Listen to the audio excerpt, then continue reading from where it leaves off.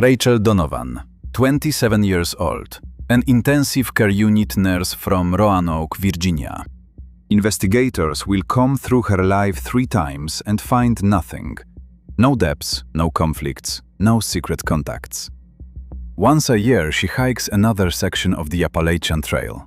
This is her 4th outing. Her experience is confirmed by trail logs. May, Giles County. The night before setting out, Rachel stays at a hiker's hostel on the outskirts of Pearisburg. According to the owner's testimony, she was wearing a mustard yellow windbreaker. In the morning, she signs the trail register and sets off. The climb to the Angel's Rest Overlook, then north along the ridge. Around noon, she is met by 2 hikers from Ohio. 2 miles short of the Wind Rock shelter. According to the interview protocol, the woman was drinking water, asking about water sources ahead, and showed no signs of illness or distress. The hikers parted with her, heading in opposite directions. This is the last confirmed point. Rachel never reached the shelter. The 2 men who spent the night at Windrock are categorical. No woman in yellow ever appeared. Between the meeting point and the shelter lie 2 miles of marked trail. No drop-offs, no crossings. 40 minutes walk. The next day, Rachel's sister receives no check-in message. The sisters had a rule: 1 contact every 24 hours. A day later, the sister calls the Giles County Sheriff. A search operation unfolds by protocol. Volunteers, rangers from the Jefferson National Forest, a grid of squares, a helicopter with a thermal imager. Within a week, 120 people are working the ground. Both slopes of the ridge are combed, along with stream beds, logging roads, abandoned hunting camps. Result: 0. Not a backpack, not a scrap of fabric, not a single trace of leaving the trail. A bright yellow windbreaker, a color designed to be spotted from the air, vanished on a stretch that can be seen almost straight through. On the 3rd day, the mobile carrier hands the billing records to the investigators. The last connection from Rachel's phone was recorded at 9:47 p.m. that same day, 9 hours after the encounter with the witnesses. A single network contact, lasting a few seconds. The signal was picked up by a tower near the town of Narrows. On the opposite side of the ridge, the investigator spreads out the map. Silence settles over the room. The tower's coverage area lies beyond the mountain massif. To get there on foot requires a many-hour crossing over the pass or a descent into the valley off-trail in the dark without a flashlight. An exhausted person with a broken schedule does not do that. The simple version: she stepped off the trail, fell, is lying on a slope, requires the southern side of the mountain. The billing points to the northern one. At 9:47 p.m., Rachel Donovan was somewhere she could not possibly be, as if inside the mountain. The billing is checked 3 times. The investigation requests the raw connection logs from the carrier and brings in network engineers. The question is one: could the Narrows Tower have received a signal from the southern side of the ridge? The technical expert's conclusion is categorical. No. The mountain massif blocks the signal completely. The southern slope is served by another tower. There is no error. The anomaly is recorded in a separate report. No explanation for it exists. The search shifts to the northern side. 2 more weeks of work. The Narrows Valley, the banks of the New River, the quarry roads. Every household is interviewed. Footage from Hunter's trail cameras is seized. Tens of thousands of frames. Not a single person in yellow. Then a detail from the first night of the search surfaces. The helicopter pilot re-examines the thermal imager recordings over the northern slope. On one of the passes, amid the cold forest, a heat spot, motionless. The shape blurred, the temperature a few degrees above the ground. On a second pass, 40 minutes later, the spot is in the same place. The ground team dispatched to the square the next day finds only a rock scree and an overgrown depression. No campfire, no body, no burrow. Hit without a source. A technician writes the anomaly of to swamp gas or a sensor error. The report is filed with the case. The investigation returns to logic. Crossing the ridge on foot in 9 hours in the dark, having left the marked trail, ruled out. Therefore, the phone crossed the mountain not on foot. Between the southern and northern sides, there is a road. 15 miles of switchbacks over the pass. A car covers them in half an hour. The abduction theory explains everything at once. A disappearance on a level stretch with no signs of struggle. The absence of belongings. A ping from the far valley. The phone was riding in a car and caught the network for a few seconds. The Federal Bureau joins on day 10. Analysts build a profile. A local man who knows the hikers' movement patterns has transport and a legitimate reason to be near the trail without drawing attention. The list of such people in the county is short. Hostel owners, seasonal workers, shuttle drivers. One name is underlined immediately: the trail shuttle driver. He has been carrying hikers between Purisburg and the passes daily for many years. According to the protocol of the first interview, on the day of the disappearance, he finished his runs around noon and drove home. The camera at the gas station on the southern side says otherwise. Close to 10 in the evening, his van is parked at a pump, 10 minutes drive from the trailhead. The man lied to investigators about his route. He lives on the northern side of the ridge, in the Narrows Valley, under that very tower. Dickie Langford, 44 years old, 20 years behind the wheel, the last 6 running his own trail shuttle, an old van, a schedule posted in every hostel in the county, thousands of hikers transported. Divorced, lives alone, no criminal record. He is summoned for a second interrogation, this time with the gas station printout on the table. According to the protocol, Langford changes his testimony. He had supposedly forgotten about a late run. He was driving a client. He cannot name the client. There is no entry in the trip log. Payment, cash. Then comes the testimony of a search team volunteer. On the morning after the disappearance, he saw Langford's van at a self-service car wash in Purisburg. The driver was washing the interior from the inside. At 7 in the morning, at the height of the season when every run is income. The investigation obtains a warrant to search the van. Under the backseat they find a bandana, blue, with embroidered initials. Rachel's sister is invited for an identification. According to the protocol, she recognizes the item at once. She embroidered the initials herself. At the moment of signing the protocol, a slight tremor in her hands is recorded. The paper had to be pressed down against the table. Langford's third interrogation lasts 4 hours. The video recording captures it. To the question about his route that evening, he gives 3 different versions 3 times. To the question of where he was at 9:47 p.m., a pause. The investigators counted off the recording. 11 seconds of silence. Throughout the pause, Langford does not move, his gaze fixed on a single point on the table. Then he wipes his palms on his trousers. The recording captures him raising his voice and declaring that he never touched anyone, though no direct accusation had been made at that point. He is offered a polygraph. He agrees voluntarily. The equipment records a pronounced reaction to questions about Rachel's whereabouts, a spiking pulse, a change in breathing, sweating. The polygraph examiner notes in his conclusion, the reaction is stable and repeats across control rounds. 2 days later, the materials leak to the press. Langford's photo appears on screens across the entire state. Camera crews stake out his house. Neighbors give comments. Taciturn, kept to himself, stared too long at female hikers near the hostel. His ex-wife mentions a difficult temperament in an interview. Online, signatures are collected demanding his arrest.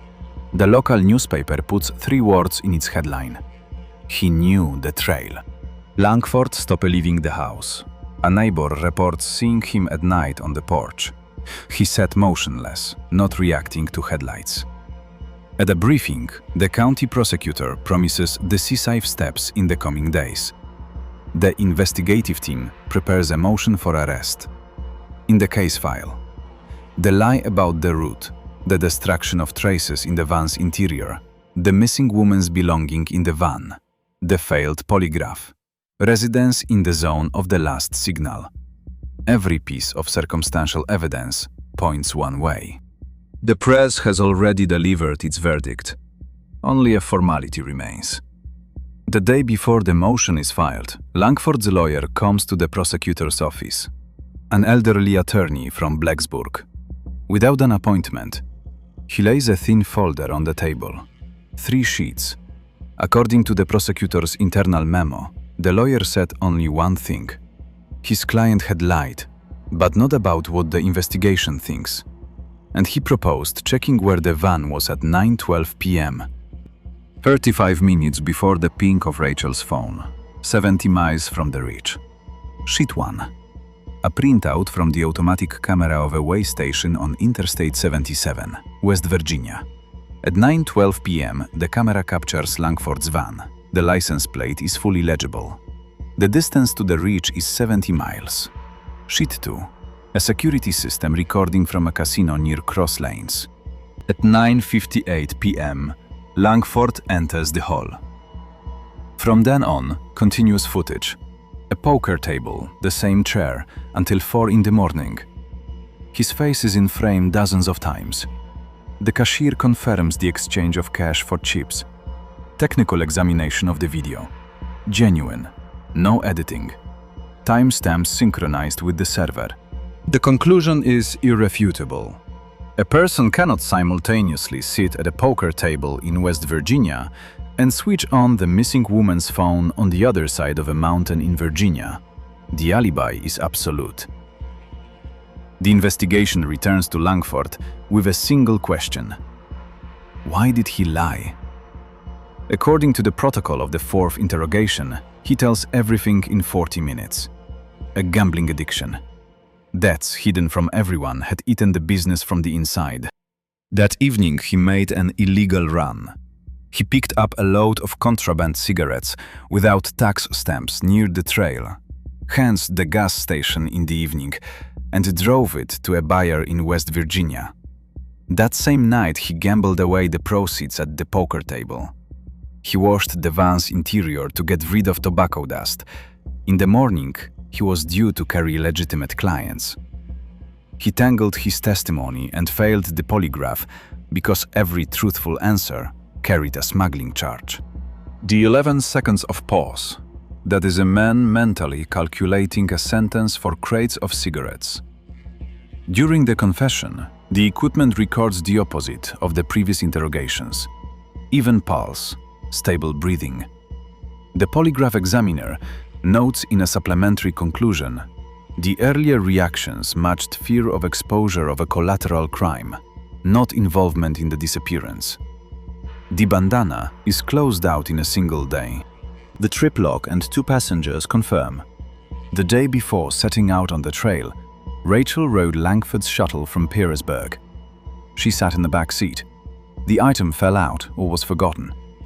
Forensics finds on the fabric only traces of prolonged lying under the seat, no traces of a struggle. The case against Langford falls apart within a day. At a briefing, the prosecutor phrases it as a broadening of the range of theories. The outlets that spent a week burying the man alive take down their headlines without apologies or retractions. Langford receives a suspended sentence for smuggling, loses his carrier's license, puts the van up for sale and leaves the state. In Pearisburg, according to neighbors, people had stopped greeting him even before the verdict. The investigation is left with nothing. The abduction theory was the only one that explained the ping beyond the ridge, and it is dead. The PAS cameras recorded not a single vehicle that night in the relevant time window. The heat spot, unexplained. The signal through the mountain, unexplained. There is no body. There are no suspects.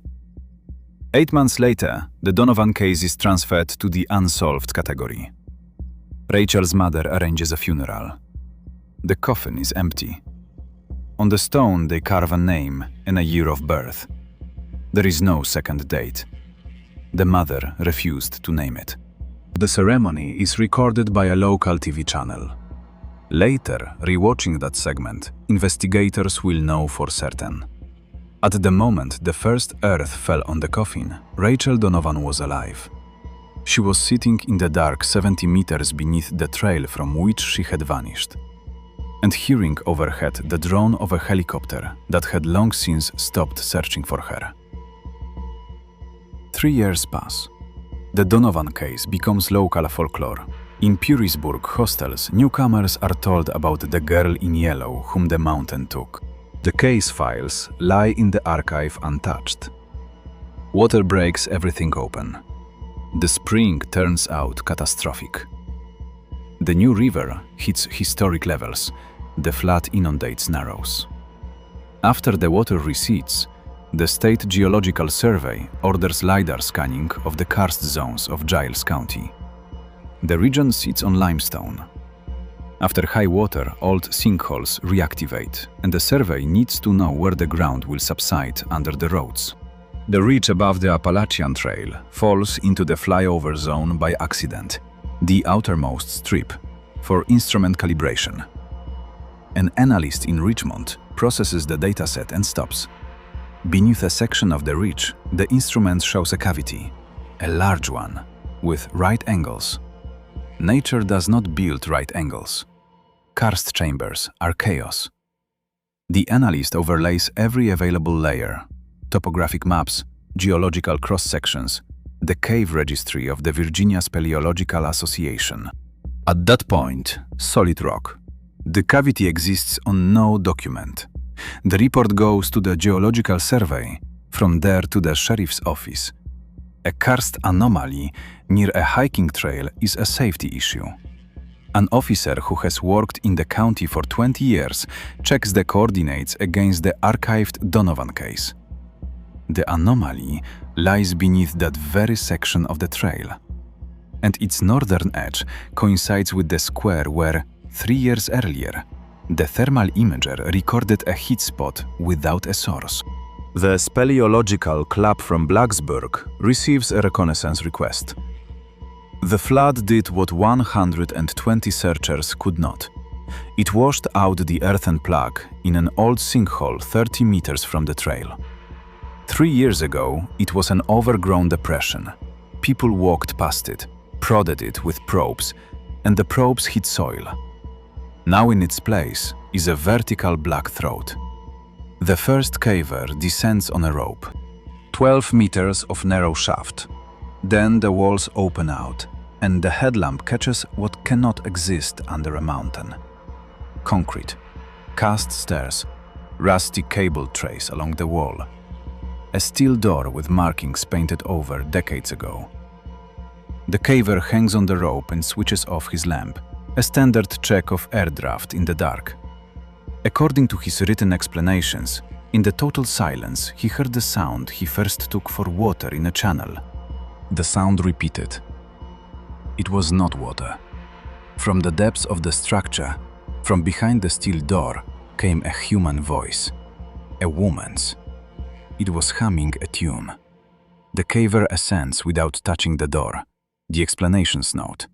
While dialing the emergency number, he got the digits wrong 3 times. His fingers kept missing the screen. Within 4 hours, a command post is set up over the sinkhole. The sheriff's office, rescuers, federal agents, the county prosecutor. No one says the name aloud. 3 years is a span, after which no one is found alive on the ground. The rescuers cut off the lock and open the door. Headlight beams flood the concrete corridor. Deep in the corridor stands a woman, emaciated, hair down to her waist, clothing sewn from army blankets. She cries out, covers her face with her hands, and flees from the rescuers into the depths of the structure. Chapter 6. The Woman Who Cannot Come Out. The first attempt at contact fails within minutes. Two rescuers enter the corridor with flashlights. From the depths of the structure come a scream and the sound of a fall. The woman is thrashing in the far compartment, clutching her head in her hands. The doctor at the surface command post stops the team with an order. Lights off. No one touches her. His argument is recorded in the operational meeting protocol. A heart, after years of such exhaustion, will not survive acute stress. Drag her out by force, and you will carry out a body. Her identity is confirmed within an hour, without contact. On a shelf in the living compartment, a rescuer films the items laid out: a passport, bank cards, a Virginia state nursing license. Rachel Donovan, 27 at the time of the disappearance, 30 now. On the surface, an operation unfolds that exists in no textbook. A crisis negotiation psychologist descends underground. The talks are conducted in total darkness, by the faint red light of chemical glow sticks, the only light the woman does not react to with panic. The psychologist sits in the corridor. Rachel answers from behind the partition of the neighboring compartment. The extraction will take 6 days. A camp of television vans grows over the sinkhole. The country watches live. Her story rises from underground in fragments between breakdowns. The audio recordings of the negotiations go into the case file. That May evening, she stepped 30 meters off the trail. The reason was mundane: a bathroom stop. The ground gave way beneath her feet. The washed-out plug of the old sinkhole went down together with her. A fall, an impact, a fractured shin. Loss of consciousness. The plug partially settled back and sealed the throat of the shaft, which is why from above the depression looked untouched, why the searchers' probes hit soil. She came to in total darkness and crawled. Instead of stone, her pawns found concrete, then metal. The door stood ajar the width of a shoulder.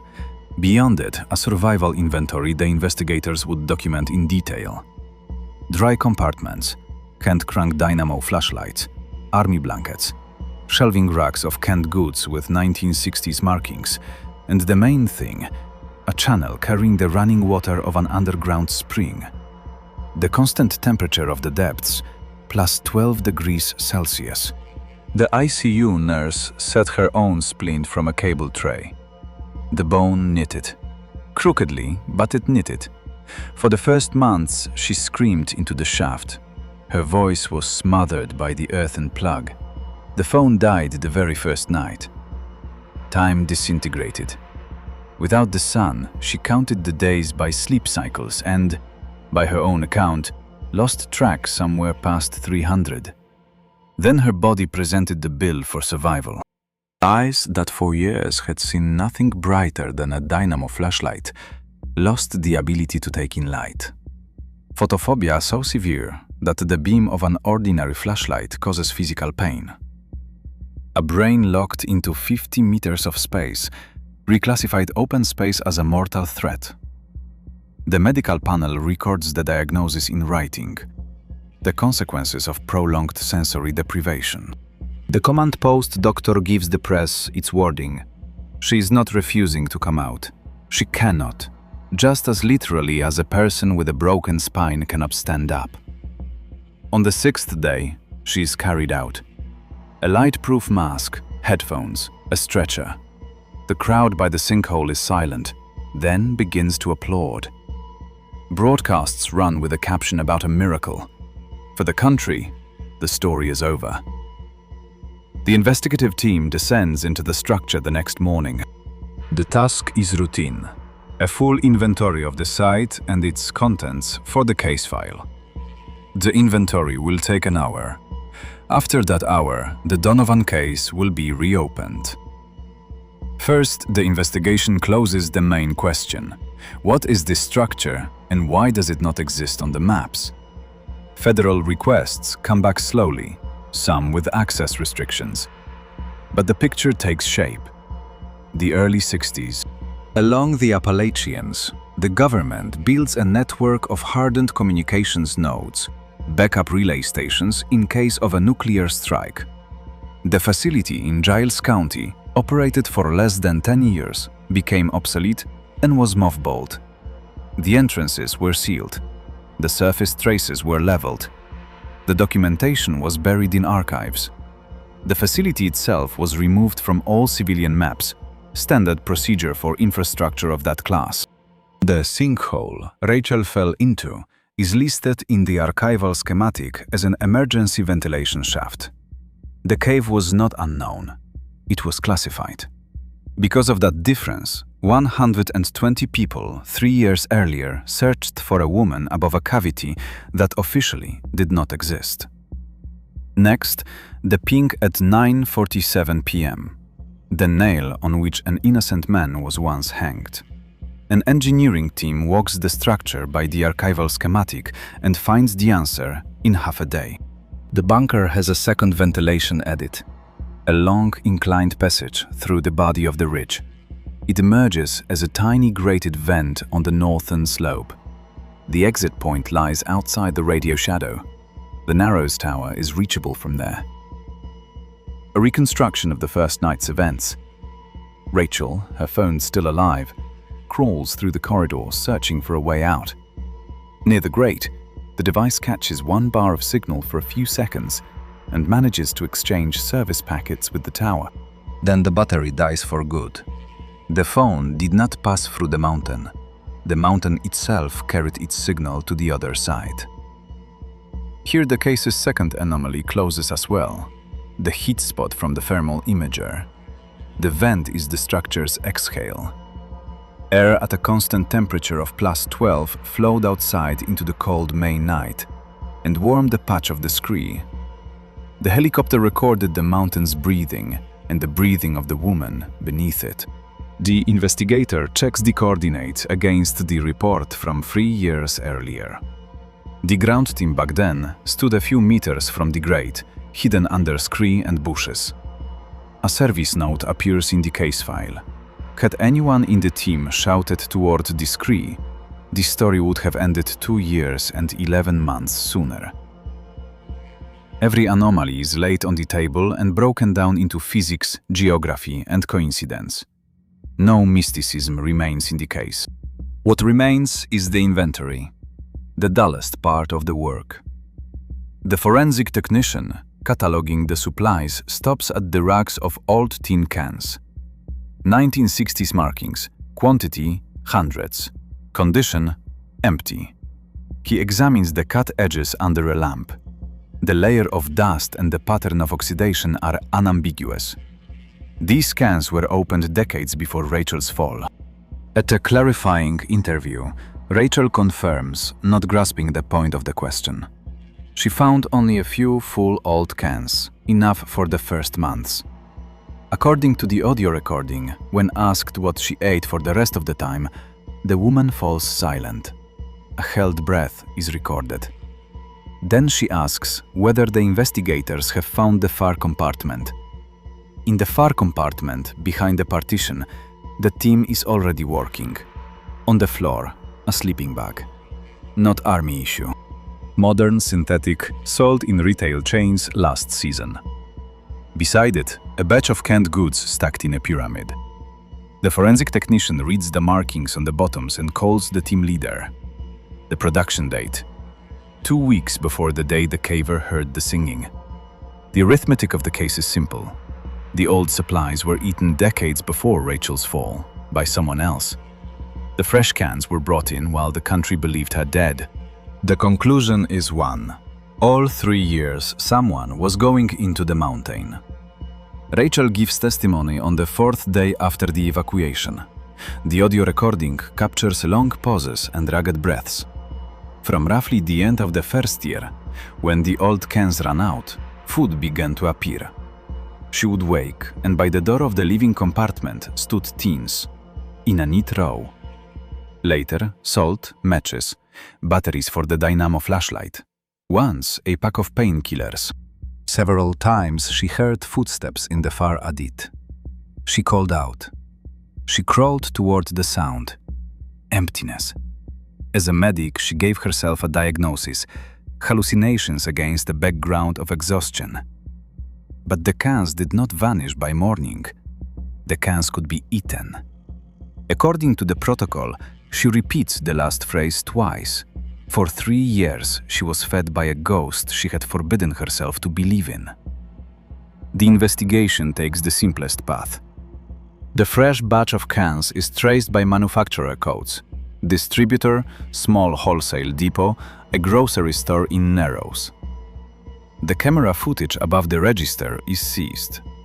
Over the past months, one buyer appears 3 times. A man over 60, a hooded jacket. He takes identical sets of tins, batteries, salt. Pays cash. The cashier names him without hesitation. The town is small. Harlan Voss, a recluse from the foothills. He lives alone on his father's property.